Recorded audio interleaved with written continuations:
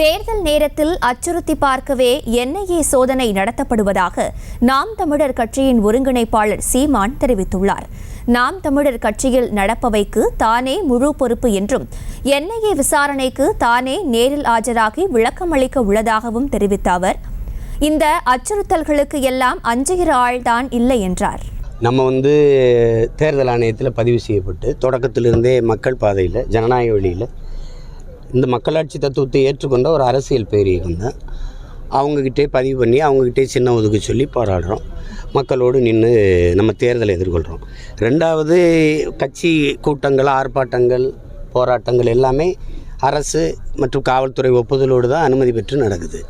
சட்டத்திற்கு எதிராக அல்லது சட்டம் ஒழுங்கு சீர்கெடுக்கிற நடவடிக்கைகளோ செயல்பாடுகளோ இல்லை. ரொம்ப நாளாக எல்லாரும் சொல்லி கொண்டிருந்தது எல்டிடியிலேருந்து எனக்கு காசு வருதுன்ட்டு. இப்போ எல்டிடிக்கு நாங்கள் காசு கொடுக்குறோமான்னு கேட்குறீங்க.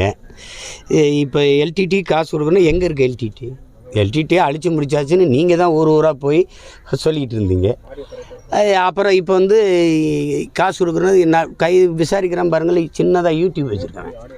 யூடியூப் வச்சு நடத்தி காசு திரட்டி ஒரு இயக்கத்துக்கு காசு கொடுத்துட முடியும்னா இது எப்படி சொல்கிறது பாருங்கள். அது வேடிக்கையாக தான் இருக்குது.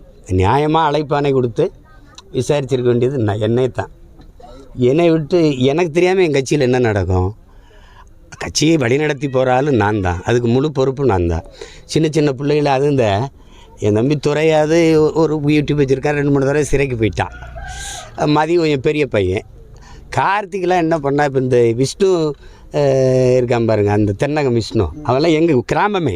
எங்கள் கிராமத்தில் போய் 150 காவல்துறை குறித்து என்ன ஒன்றில் போய் களைச்சி போட்டு அந்த புத்தகம் ஐயா நெடுமாறன் அவர் எழுதலை, பிரபாகரன் பெரும் எழுச்சியின் வடிவம் இருக்குல்ல, அந்த புத்தகம் சரி எடுக்கிறாங்கண்ணே, கொடுத்துட்றா, அப்படியாவது படித்து தெரிஞ்சுக்கிட்டு கொடுத்துட்றான்னு. அதுதான், வேறு ஒன்றும் இல்லை.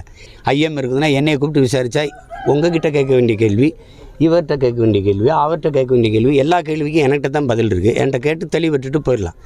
சும்மா தேவையில்லாமல் 5 மணிக்கெலாம் போய் திருச்சியில் துறை வீட்டிலலாம் எங்கள் மாதரசி 2 பிள்ளைகள் வச்சுட்டு இருக்கு. அவர் வெளியில் வந்துட்டார்.